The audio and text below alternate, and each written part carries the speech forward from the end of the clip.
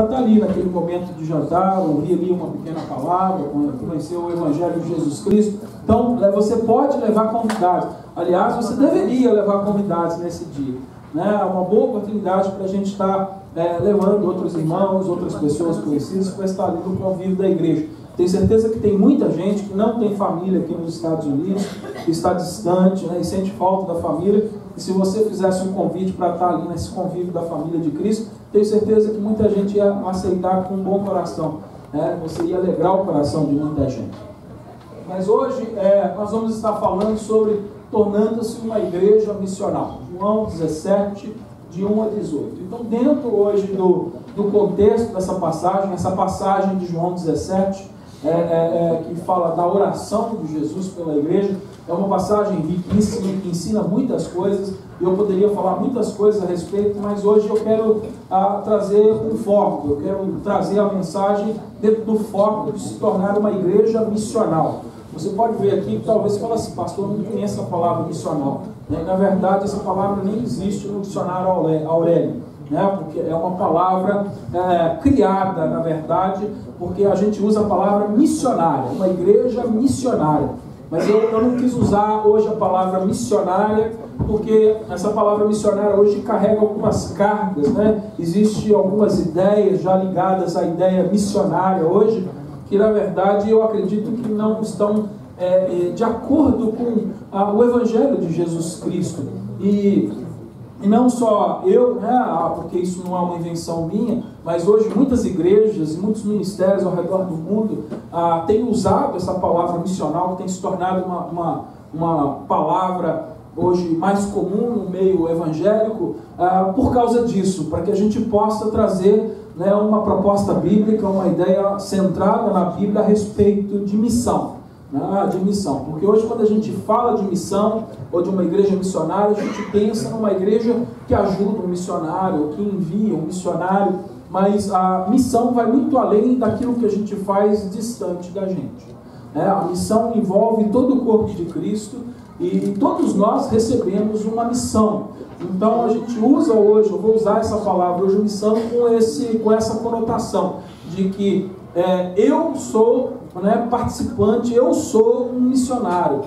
Eu tenho que desenvolver na minha vida uma vida missionária, uma atitude missionária, para que eu seja um missionário onde eu esteja. Hoje eu e você temos que ser missionários aqui neste lugar, na cidade onde nós moramos, no lugar de trabalho que nós trabalhamos, na escola que nós frequentamos. Onde eu estou, eu preciso ter uma atitude missionária. E a gente vai ver o porquê de todas estas coisas. Então agora eu queria ler João 17, de 1 a 18. Me perdoe minha voz, eu estou um pouco gripado, esse fim de semana eu fiquei gripado, estou tossindo muito, então estou com uma balinha aqui que tira a tosse na minha boca, para mim não ficar tossindo durante a mensagem. Então, e a voz está meio engraçada aí. Você pode rir, não tem problema não. Deus não vai ficar bravo com você não, nem eu. João 17, de 1 a 18. Depois de assim falar, Jesus, levantando os olhos ao céu, disse: Pai, é chegada a hora, glorifica teu Filho, para que também o Filho te glorifique, assim como lhe deste autoridade sobre toda a carne, para que dê a vida eterna a todos aqueles que lhes têm dado. E a vida eterna é esta, que te conheçam a ti como o único e verdadeiro Deus, e a Jesus Cristo, aquele que tu enviastes. Eu te glorifiquei na terra, completando a obra que me destes para fazer. Agora, pois, glorifica-me tu, ó Pai, junto de ti mesmo, com aquela glória que eu tinha contigo antes que o mundo existisse. Manifestei o teu nome aos homens, e ao mundo me destes. Eram teus, e tu nos destes, e guardaram a tua palavra. Agora sabem que tudo quanto me destes provém de ti. Porque eu lhes dei as palavras que tu me destes, e a eles a receberam, e verdadeiramente conheceram que saí de ti, creram que tu me enviastes. Eu rogo por eles, não rogo pelo mundo, mas por aqueles que me tens dado, porque são teus. Todas as minhas coisas são tuas, e as tuas coisas são minhas, e neles sou glorificado. Eu não estou mais no mundo, mas eles estão no mundo, e eu vou para ti. Pai Santo, guarda-os no teu nome, o qual me destes, para que eles sejam um, assim como nós. Enquanto eu estava com eles, eu os guardava no teu nome que me deste, e os conservei, nenhum deles se perdeu, senão o filho da perdição, para que se cumprisse as Escrituras. Mas agora vou para ti, e isso falo no mundo, para que eles tenham a minha alegria completa em si mesmo. Eu lhes dei a tua palavra, e o mundo os odiou, porque não são do mundo, assim como eu não sou do mundo. Não rogo que os tires do mundo, mas que os guardes do maligno. Eles não são do mundo, assim como eu não sou do mundo. Santifica-os na verdade. A tua palavra é a verdade. Assim como tu me enviastes ao mundo, também eu os enviarei ao mundo. Pai, em nome de Jesus, agora nós oramos, Senhor, pedindo que, pela graça e a misericórdia do teu Espírito Santo, use as nossas vidas. Porque o pregador é limitado, Deus Pai, fraco, mas a tua palavra é poderosa, Senhor. Ela é ilimitada, Senhor. E nós dependemos hoje do poder do Espírito Santo, para que essa palavra alcance os nossos corações e transforme as nossas vidas. Pai, faz a obra nesta igreja hoje, Senhor. Fala aos nossos corações. Levanta, Senhor, Pai querido, aqui um povo que te conhece, Deus Pai. Senhor, hoje edifica, transforma. Senhor, Pai querido, consola, corrige, salva, cura, em nome de Jesus Cristo. E o teu nome será glorificado. Toda honra, louvor e glória nós te damos, Senhor, em nome de Jesus Cristo. Amém. Amém.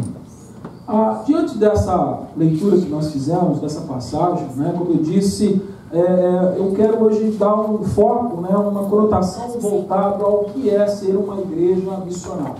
Essa passagem ela é particularmente especial para mim, porque aqui Jesus ora por mim. Eu não sei se você percebeu aqui nessa passagem, né, que ele faz uma oração pela igreja, a igreja que a acompanhava, mas ele ali deixou bem claro que não é só por aqueles que estavam ali naquele momento com ele, mas que ele havia orado também por aqueles que haviam de vir, né? E eu sou um desses. E você? É um dos que está com Jesus? Se você é uma dessas pessoas, então eu acredito que essa oração ela deve ser bastante especial para você também, porque ele fez essa oração por eles. Algo que chama também a minha atenção aqui em relação a essa oração está ligado com aquilo que Jesus disse que eu sou e aonde eu pertenço. É interessante aqui que ele relata brevemente das coisas que ele fez, mas o ponto principal dessa oração é dizer para a gente quem nós somos com ele agora. Ou seja, então agora ele mostra a minha posição, ele me mostra aonde eu estou, ele me mostra aqui nessa oração a quem eu pertenço. E essa oração, então, ela é muito mais especial para mim agora, diante dessa situação. Jesus era um homem de muita oração. E a gente sabe que Jesus constantemente encontrava tempo e espaço para ficar só e orar, e algumas vezes orar junto com os irmãos. Mas na Bíblia nós não temos muitas orações registradas. Nós temos algumas citações a respeito de Jesus orando, e poucas são as orações, na verdade, que a Bíblia mostra a respeito de Jesus. Então, se Jesus era um homem que orava muito, e ele fez muitas orações, mas das poucas orações, das muitas orações que ele fez, essa ganhou um grande destaque. Aliás, a gente tem aqui um capítulo praticamente inteiro registrando essa. Isso significa que essa oração é de extrema importância para as nossas vidas.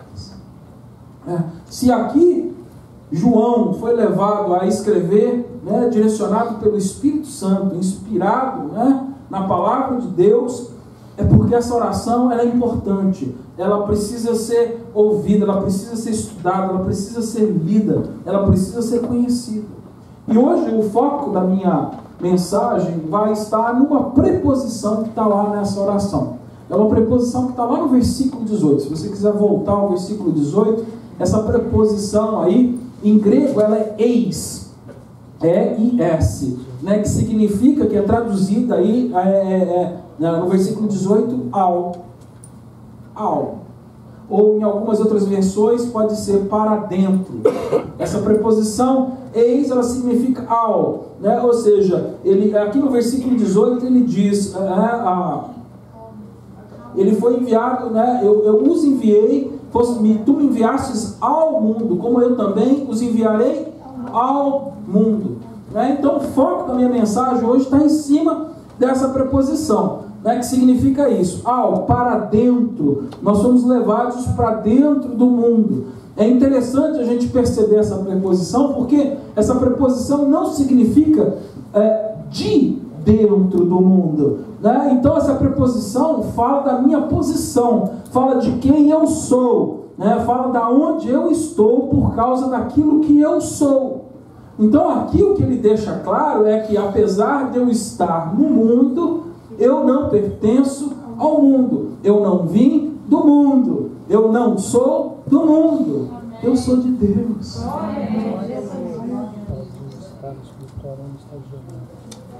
Com Cristo nós temos uma posição. E é com essa ideia agora de missão que a gente precisa consertar, eu acredito, né? Não sei se essa é a palavra, mas o que me vem à cabeça nesse momento é que a gente precisa ajustar ou consertar a nossa visão de missão. Você pode passar o próximo slide?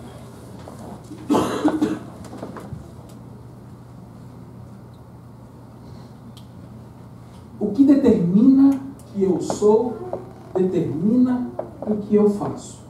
Hoje, diante das missões, né, da visão de missão da igreja, muitas vezes a gente está determinando o que a pessoa é por aquilo que ela faz. E não é aquilo que ela faz que determina o que ela é. É o que ela é que determina o que ela faz.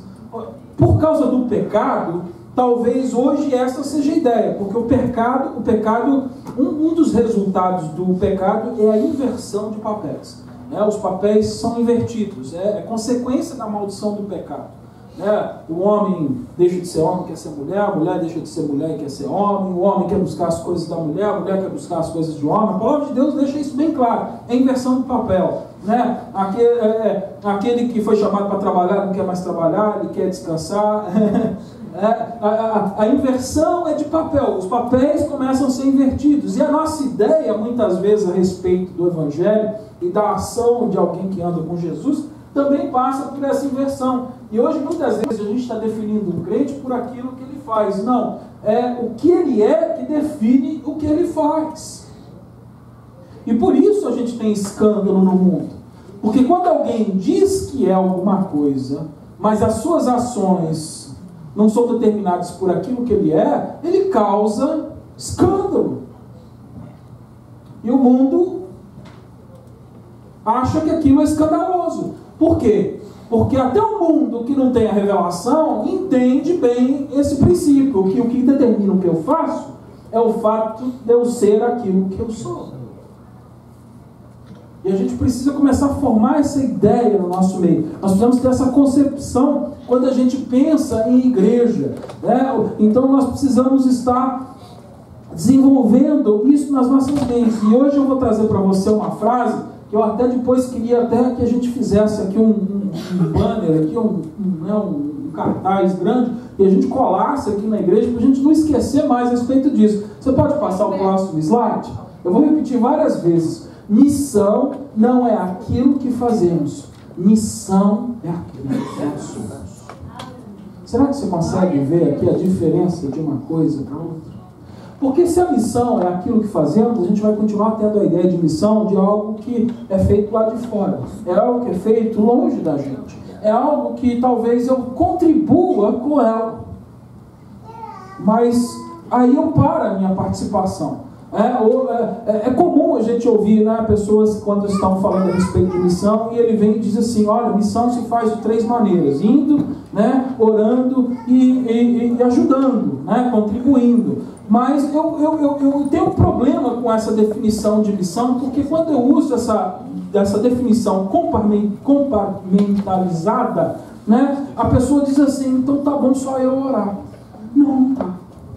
Não, tá bom eu só dar uma ajuda ali financeira e tá tudo bem. Ou a gente, eu fui, Deus mandou, eu fui.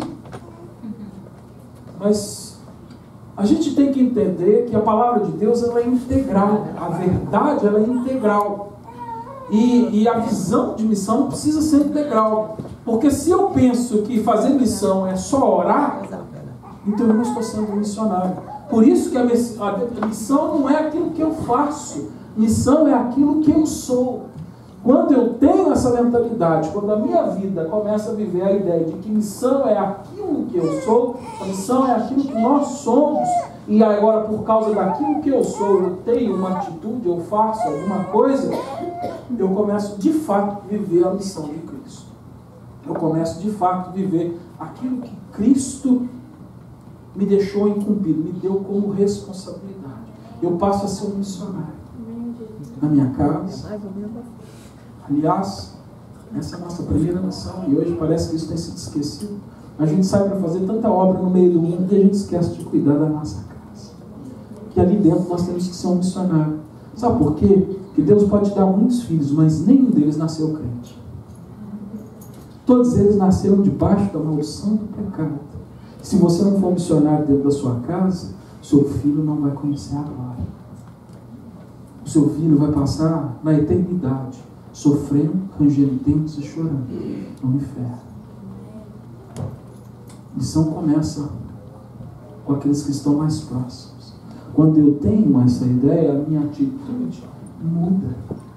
Porque o que me define não é o que eu faço, mas o que eu faço, o que eu sou, define o que eu faço.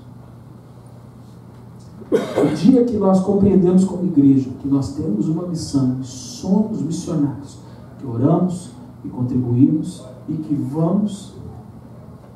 nós vamos começar a ver o Evangelho crescer de maneira abundante. Nós vamos ver a vida das famílias ser transformada, nós vamos ver a nossa comunidade ser transformada e alcançada nesse lugar. A gente vai ver o nosso vizinho batendo na nossa porta e falar assim: olha, eu sei que vocês não são perfeitos, porque não tem, missionário não é perfeito. Você conhece algum missionário perfeito? Conhece a Adriana? A Adriana foi missionária, conhece? Nenhum. Eu também, até hoje não conheci, não são perfeitos. Mas um missionário, um discípulo, um crente que vive a palavra de Deus, mesmo sendo imperfeito, ele mostra a glória, ele salva, ele é luz. E eu sei que se você tiver um vizinho que não conhece Jesus, ele vai chegar um momento que aquele vizinho, de ver a glória de Deus na tua casa, de ver aquilo que Deus faz na tua casa, o dia que ele já não aguenta mais, que o desespero vier, o dia que ele vê que não tem mais jeito, ele vai lá bater na sua porta. Ele fala: eu nem gosto de você, porque eu achava que você era um santarrão, eu achava que você era aquilo, eu achava que você era aquilo, eu não gosto, mas não tem jeito, não tem jeito. Eu tenho que reconhecer que tem uma coisa diferente, me ajuda. Amém. Glória a Deus. A gente vai falar assim.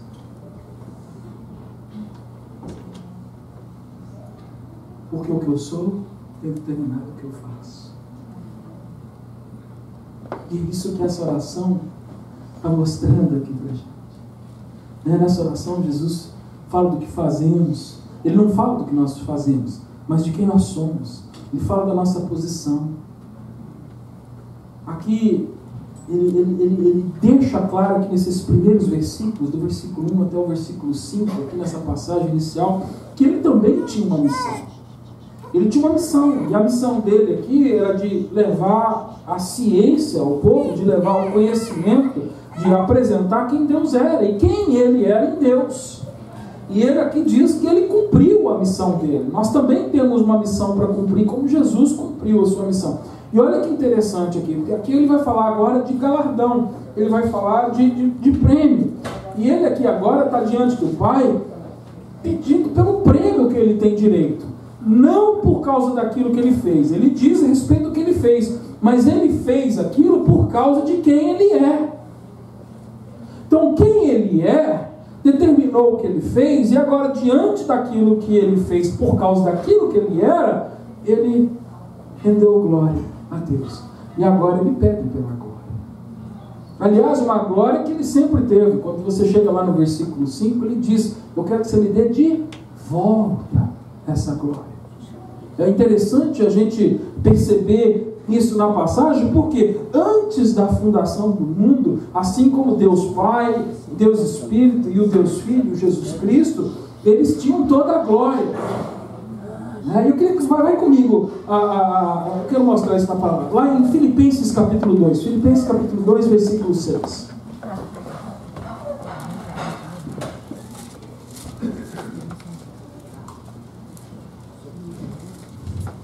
Seis e 7.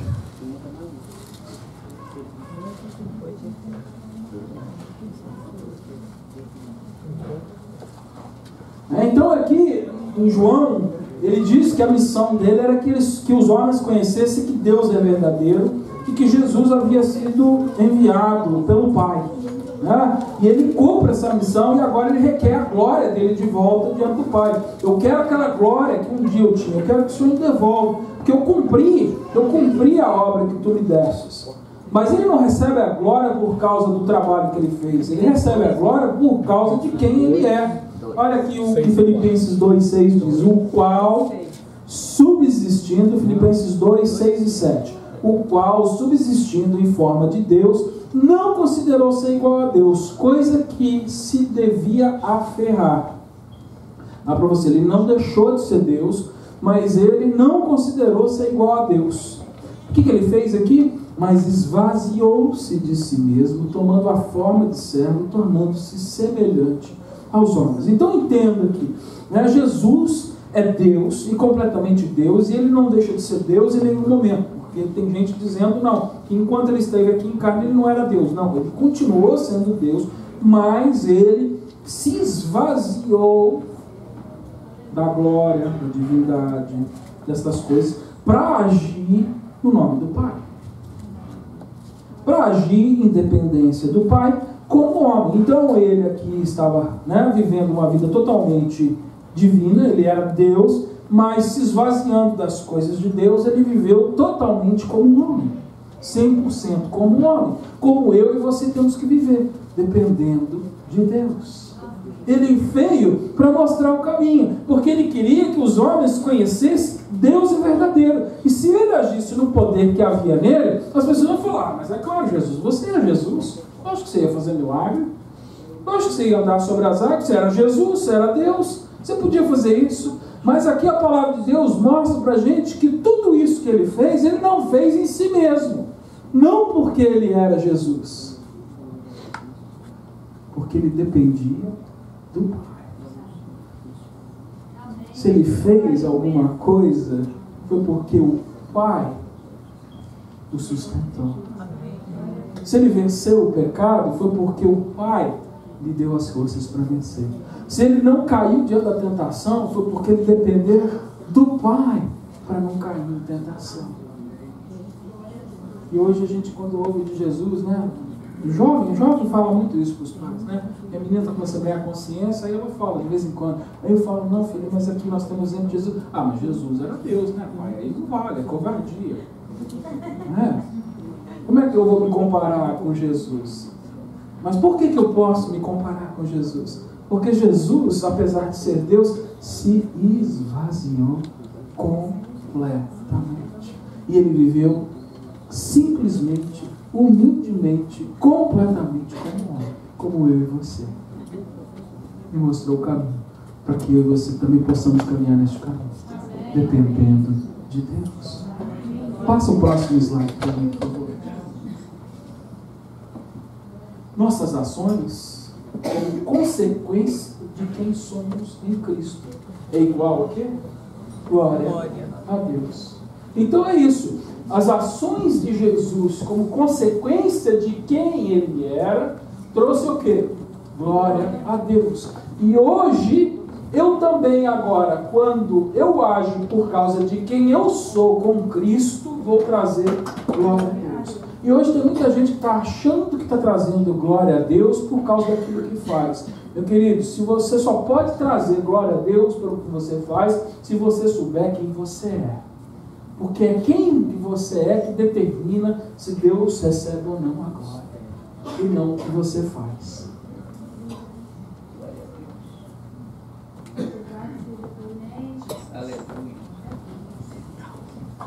O diabo rende glória a Deus? Não. Se o diabo não se transforma até em anjo de luz?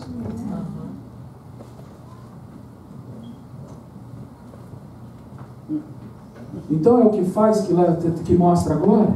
Não. Mas o que fazemos dependendo de quem nós somos. As nossas ações são resultado de quem nós somos. Quem nós somos determina a glória de Deus. E nós somos chamados para viver para a glória de Deus. Você foi criado com o propósito de ser o louvor da glória de Deus. Você entende isso? Então quem você é determina se Deus está recebendo glória ou não. O que você faz, dependendo de quem você é, determina se Deus está recebendo glória ou não. Por isso que quando eu, sendo um cristão, ajo como uma pessoa que não conhece a Cristo, trago escândalo. Porque essa não é uma ação natural de quem conhece a Deus. Essa é uma ação natural de quem é natural. A ação natural de quem é espiritual é espiritual. Porque quem eu sou determina o que eu faço. Eu brinco aqui com os irmãos, eu gosto de lembrar sempre, é o que eu conto aqui a respeito, do morto lá no cemitério. Se o morto que está lá enterrado, no dia que você estiver visitando o cemitério, botar a mão para fora e te dar um tchauzinho, você vai sair correndo de lá. Pode ser um homem ou mulher mais corajosa do mundo, mas se o morto botar a mão para fora e te der salzinho lá no cemitério, você corre. Porque é normal? Não. Essa aqui já foi tristeza. Se o morto botou a mão para fora, tem alguma coisa errada. É o que acontece. Quando o crente põe o pecado para fora, tem alguma coisa errada. Porque ele morreu com Cristo. Então, quando ele põe a mão para fora e ele peca, ele escandaliza. Vai sair na Veja, no jornal, na internet. Porque não é normal. Porque o que eu sou determina o que eu faço. Vocês estão compreendendo? Amém. Para que a gente possa ser eficiente e cumprir a nossa missão, então nós temos que fazer como Jesus fez aqui nessa passagem. Ele diz que ele se esvaziou.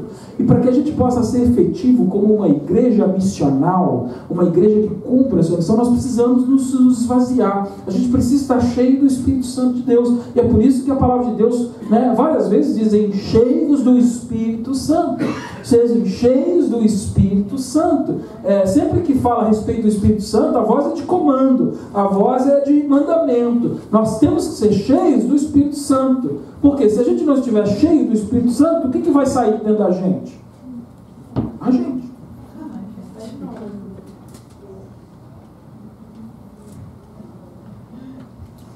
E o eu caído, não traz glória a Deus. Mas o meu eu, agora posicionado em Cristo, não sendo mais deste mundo, apesar de estarmos neste mundo, de termos uma pátria diferente, de termos uma natureza diferente agora, quando esse eu age, ele traz glória a Deus. Ele convence, ele semeia o coração, ele semeia a vida, ele semeia amor. Ele convence os corações. Vocês estão entendendo? Amém. Amém. Glória a Deus. No primeiro ano da existência da Cirivil, por que eu estou trazendo essa mensagem? Porque, como igreja, eu acho que chegou o momento de nós darmos mais um passo. Nós temos, como a gente tem que entender que o crescimento existe um processo. A gente não quer agora, a Priscila agora há pouco estava ali, segurando lá o bebezinho ali, tão gostosinho ali, eu falei, que saudade, de ter uma criancinha novinha ali, e a gente não espera que um bebezinho, daí uns dias, agora comece a arrumar o seu quarto, fazer as coisas que tem que fazer dentro de casa, pegue um livro e vá ler. Alguém espera que um bebê faça essas coisas? Então não tem nenhum doido aqui, graças a Deus, mas, por quê? Por que a gente não espera que um bebê faça essas coisas? porque não é hora ainda de fazer, não chegou o momento, mas vai chegar um momento que o bebezinho vai crescer, e aí você vai falar, agora é hora de você começar a arrumar o seu quarto, agora você vai lá pegar um livro e vai ler, agora você tem que ter responsabilidade, né? E conforme ele vai crescendo, desenvolvendo, a gente vai dando a ele novas responsabilidades, até que esse bebezinho se torne uma pessoa independente, a gente senta e chora, né? Porque ele vai e a gente fica. Você gastou a sua vida ali, agora ele cresceu, não quer mais saber de você. Quem já tem, né, os bebezinhos que você sabe do que eu estou falando, né? Aqui nos Estados Unidos eles chamam, né, da síndrome do ninho, né, vazio, né, o empty nest, né, o ninho vazio. O ninho ficou vazio, fica lá o pai e a mãe, agora vocês sabem o que fazer, porque a vida inteira você ficou ali, né, ajeitando as coisas para ajudar o seu filho, para ser independente. O dia que ele fala, sou independente, você fala, não. Fica mais um pouquinho, né? Mas chega um momento de crescimento. E a gente, como igreja, a nossa igreja foi plantada há um pouco mais de um ano, né? A gente tem quase 2 anos de existência. Então a gente está passando por um processo de amadurecimento, de crescimento como igreja local aqui. E no primeiro ano nós nos dedicamos bastante ao evangelismo. O primeiro passo era o quê? Levar a mensagem do Evangelho, fazer a igreja conhecida, deixar a comunidade saber que existe uma igreja que está aqui compartilhando o amor de Jesus, compartilhando a palavra de Jesus, e a gente investiu, né, pesado a respeito do evangelismo. Depois que a igreja cresceu e trouxe, né, as pessoas, nós entendemos que era o momento agora a gente pegar essas pessoas que Deus trouxe até aqui e nós o quê? Fizéssemos essas pessoas crescer e amadurecer, que é o objetivo desse ano. Nesse ano, né, nós iniciamos o ano com o objetivo de agora de trazer o quê? Maturidade espiritual, trazer o crescimento espiritual da igreja. Esse é o plano desse ano. Tudo que eu prego, tudo que nós ensinamos, tudo que, né, os pastores vêm aqui trazer de mensagem, tudo que nós estamos fazendo tem como objetivo trazer maturidade, crescimento espiritual para a igreja. Mas eu penso agora que nós vamos chegar agora numa outra fase da nossa igreja, onde nós precisamos mesclar mais as duas coisas, né, que são importantíssimas, tanto o evangelismo, como nós investimos no primeiro ano, quanto agora a continuidade do crescimento espiritual. E para isso acontecer, a gente precisa começar a desenvolver essa mentalidade missional. Nós estamos desenvolvendo agora o caráter da igreja, né, as características dessa igreja. É um momento importantíssimo para a nossa igreja, porque se nós não desenvolvermos essas características nesta igreja, nós vamos estar fadados ao sucesso curto. Essa igreja vai ser relevante, talvez até atuar aqui por algum tempo, mas daqui a um tempo ela deixa de existir, ela deixa de ser relevante, como acontece com muitas igrejas ao redor do mundo, por falta de planejamento, por falta de entendimento a respeito do processo do crescimento espiritual, do desenvolvimento da vida de Cristo em nossas vidas. Muitas igrejas, elas começam bem, elas chegam no pico, daí a pouco...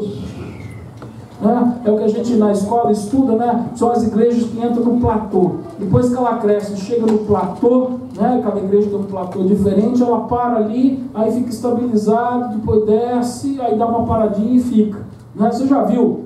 Alguém aqui já foi no hospital e viu aquele aparelho que é ligado ao coração? Como é que fica o coração? O coração fica assim, né? Tum, tum, tum, tum.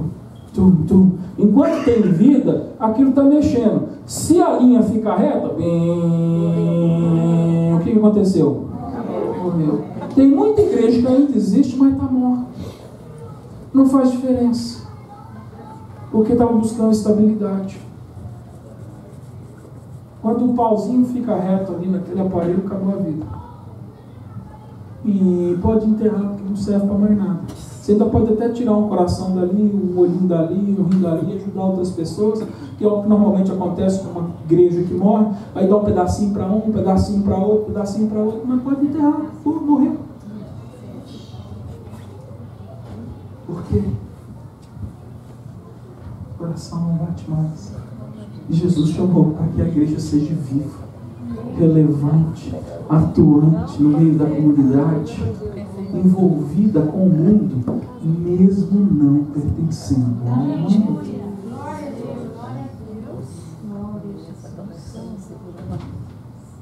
Pode passar. Agora eu falei da introdução. Eu trouxe a introdução daquilo que a gente está falando. Agora eu vou entrar no ponto da minha mensagem. O primeiro ponto aqui da minha mensagem é que uma igreja missional é uma igreja teologicamente correta. Então, uma igreja missional é uma igreja que tem a teologia bíblica. É aquela que está correta com a palavra. É aquela que tem a verdade. É o que Jesus está dizendo aqui a respeito daqueles que foram acrescentados. Eles conhecem a verdade. Eles estão na verdade. Eles praticam a verdade. Por quê? Porque eles são da verdade. Esse é o ponto. E aqui talvez esse ponto seja o ponto que traga a maior dificuldade para a gente viver a vida cristã. Por quê? Porque quando a gente não pertence a esse mundo mais, mas a gente continua envolvido com esse mundo, muitas vezes a gente não sabe como se relacionar com isso. Como fazer a diferença, como conviver com esse mundo que você já não pertence mais. E se a gente não souber lidar com essa situação, de fato a gente vai ficar no meio do povo parecendo um ET.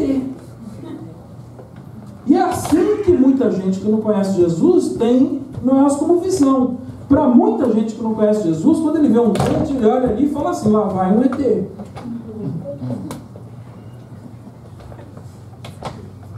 Não é assim? Vai um ET. É tão diferente da gente, né? Não é desse mundo, não parece. Por quê? Porque as nossas atitudes, né? Aquilo que a gente faz, parece que não mostra, né? Porque de fato nós não somos. A verdade é que nós somos ETs. A palavra está dizendo isso. Nós já não pertencemos neste mundo, nós estamos neste mundo. Mas a gente permanece nesse mundo, não sendo nesse mundo, para que a gente possa interagir com esse mundo. Então agora, a grande dificuldade que eu tenho é de ser um ET, mas me misturar ao ponto que as pessoas olhem para mim e não me considerem um ET ali no meio deles. Esse é o ponto. Vocês vão entender o que eu estou falando. Por quê? Porque quando a gente tenta fazer isso, normalmente gera dois grandes problemas. Né? Dois grandes extremos muitas vezes podem surgir. Na tentativa da gente se relacionar com o mundo que a gente não pertence mais a ele, a gente tem duas ações que são extremas e eu acredito que nós não devemos viver nenhuma delas. A primeira é de completa separação, né? Ou seja, é a formação de facções, é aquela mentalidade separatista. A gente começa a achar que a gente é melhor que os outros. Não tem nada a ver com isso. Eu não tenho nada a ver com essa gente, eu não tenho mais. Eu sou mais santo. Aí agora eu falo diferente. Eu oro diferente.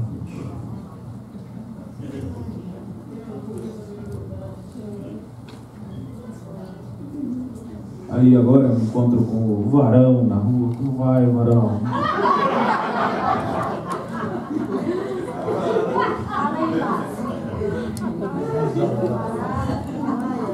Um cara que nunca entrou na igreja assim, tá te xingando.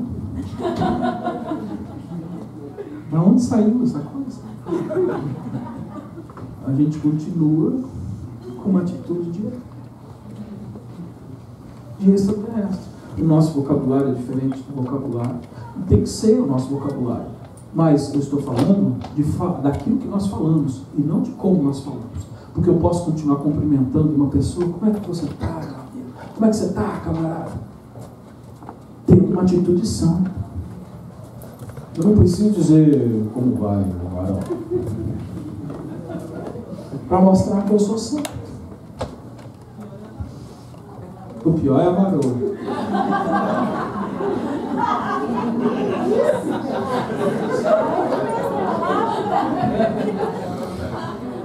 O pior é... A gente se separa a tal ponto que nós não somos mais reconhecidos. A gente está tão separado, tão faccionado do relacionamento com as outras pessoas que ninguém nem quer ficar mais perto da gente. O dia que você bate lá na porta e fala assim, eu queria compartilhar uma mensagem com você. O menino já entra, ih, mãe, já vem aquele chato aqui, aquele legal. Ela fala que eu não estou. Ah, pastor, eu faço isso também. O povo da sala o dia todo. Não mistura com mais nada, não senta com mais ninguém, não conversa com mais ninguém. só fica dando lição de moral para os outros. Mas a gente tem também um outro extremo, um extremo oposto, que é o sincretismo, o conformismo, o liberalismo. É outro extremo da dificuldade desse relacionamento que nós temos, de não sermos deste mundo, mas estarmos nesse mundo. Aí a gente acha assim, não, mas eu tenho que ser agradável para todo mundo. Então a gente começa a aceitar tudo. A gente começa, não tem problema, não. Qual o problema? Eu encontrei com meus amigos aqui que viviam na cachaça, qual o problema? Eu vou tomar só, não vou me embriagar.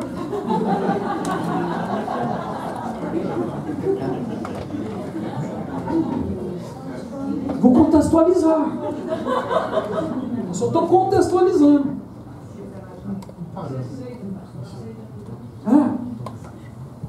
É um amor, é um amor. Hoje de manhã a gente estava falando a respeito disso nesse papo. É um amor, é um amor. Não tem problema. Tudo pode. Não tem nada inconveniente. Não tem nada a ver. Não tem nada a ver. Sincretismo. A gente começa a se misturar com outras religiões, com outras crenças, e aí é assim que a gente vai formando idolatria. Tem muita igreja hoje que mais parece um centro macumba do que o próprio centro macumba. Tem centro macumba que é mais organizado, faz as coisas com mais ordem, com mais decência. Tem igreja que pratica a mesma coisa que o centro macumba faz, ainda faz de uma maneira bagunçada. Sincretismo. Ele estudando. Ele resolveu trazer a crendice do povo, aquilo que atrai o povo, a crendice popular, e inserir no meio da igreja. E começa a misturar com as coisas da igreja e só muda de nome. Não chama mais de passe, ele chama de culto de libertação. Ele não chama mais de trabalho na encruzilhada, agora ele chama de culto da bênção. Mas ele continua fazendo as mesmas coisas. Porque a bênção não é resultado da sua vida com Deus. A bênção é resultado do trabalho que você vai lá fazer. Meu irmão, você vier aqui e fizer $100, Deus vai multiplicar 100 por 1 na sua vida.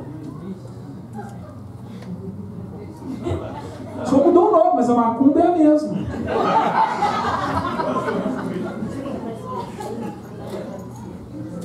A macumba evangélica. Hoje tem, Hoje tem formal evangélico, hoje tem boate evangélica, hoje tem... O que mais? Festa junina evangélica. Festa junina. Balada gospel, o que mais? Festa junina evangélica. Festa junina evangélica, o que mais, que mais? Tem mais um bocado de coisa. Sincretismo. Por quê? Porque essas pessoas ainda não descobriram a maneira de se relacionar com o mundo, não sendo do mundo. A gente tem que ter misericórdia dessas pessoas. A gente tem que agir com graça com essas pessoas. Porque muita gente ali está, como a gente às vezes sabe, com um bom coração, com uma boa intenção. Mas infelizmente não é a bom coração e a boa intenção que muda a vida da pessoa, é a verdade. Por isso que a gente tem que agir com graça, com misericórdia e trazer a verdade para essas pessoas e dizer, meu irmão, está errado o que você está fazendo. Volta para o Evangelho, volta para Jesus. Porque uma igreja missional é uma igreja que está centrada na verdade. Glória a Deus. Aleluia. Vocês estão entendendo isso? Glória a Deus. Não sei se eu coloquei esse slide. Faça o próximo. Coloquei. Escrevi a seguinte frase: uma igreja missional é uma congregação de crentes que tem um relacionamento apropriado com o mundo, sem comprometer a verdade do Evangelho. Isso é importante. Se nós não desenvolvermos esse relacionamento apropriado com o mundo, nós não seremos uma igreja relevante nesse lugar. Vai chegar um momento que o coração vai parar, vai estagnar e a igreja vai morrer. Esse relacionamento com o mundo, mesmo eu não sendo deste mundo, é importantíssimo para a vitalidade da igreja. uma igreja que tem um bom relacionamento com o mundo, sem comprometer a verdade, é uma igreja que vai sempre estar viva, vai estar sempre acrescentando. Eu não estou dizendo que ela vai estar sempre crescendo em números, mas ela vai estar sempre crescendo na presença de Deus, ela vai estar sempre sendo relevante, porque pessoas vêm, pessoas vão, isso faz parte da vida. A vida é assim, você cria o seu filho, um dia ele vai. Não é? Faz parte na família, na nossa família isso acontece, não vai acontecer no meio da igreja. Eu achar que a igreja tem que sempre crescer e se ela não tiver com um número extraordinário de pessoas, então Deus não está trabalhando, desculpa a palavra, mas é burrice eu pensar dessa maneira, porque onde há vida há movimento, e onde há movimento as pessoas vão, vêm, mas o trabalho continua. Por que ela é uma igreja viva? Porque uns foram, e hoje a gente está mandando a irmã Ivone, né, a Ivone embora, né, ela está indo, mas outros vão chegar, e outros vão perfumar nosso meio como ela perfumou, e outros vão, né, necessitar da nossa ajuda como um dia ela precisou, e outros, né, agora vão poder um dia nos dar o amor, nos ajudar como a irmã nos ajudou, porque a igreja de Cristo ela é dinâmica, ela é um corpo, ela é vivo. Não para, a alma não para, não acaba. Aliás, quanto pior as coisas ficar, melhor fica para as coisas de Deus. Sabe por quê? Quanto mais pecador tiver, mais trabalho a igreja tem, mais oportunidade a igreja tem. Quanto mais o pecado se espalhar no mundo, mais a gente precisa trabalhar, mais trabalho a gente vai ter, mais envolvimento nós vamos ter com o mundo. Você vê, né? Aqui nos Estados Unidos a gente fala de job security, né?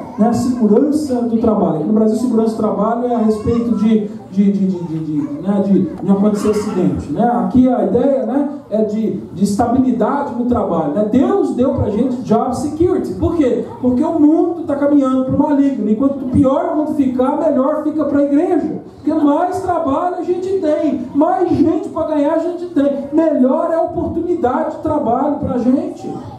Não falta trabalho. Aleluia. Quando vier a crise, então, o negócio é que fica bom para as igrejas. Porque quando está tudo bem, as pessoas ainda estão esperando naquilo que elas fazem. Mas o dia que as coisas vão mal, acabou. Ela não tem esperança. A única esperança dela é Cristo. Porque ela não pode mais contar com o trabalho, porque o trabalho foi embora. Ela não pode contar com a mulher, porque a mulher já abandonou. Não pode contar com os filhos, porque os filhos falaram: agora não tem mais dinheiro, não tem iPod, não tem internet, estou fora. Esses dias lá estavam ensinando de missão lá para os meninos lá. O Samuel ali. Né, Samuel? Oi, Samuel.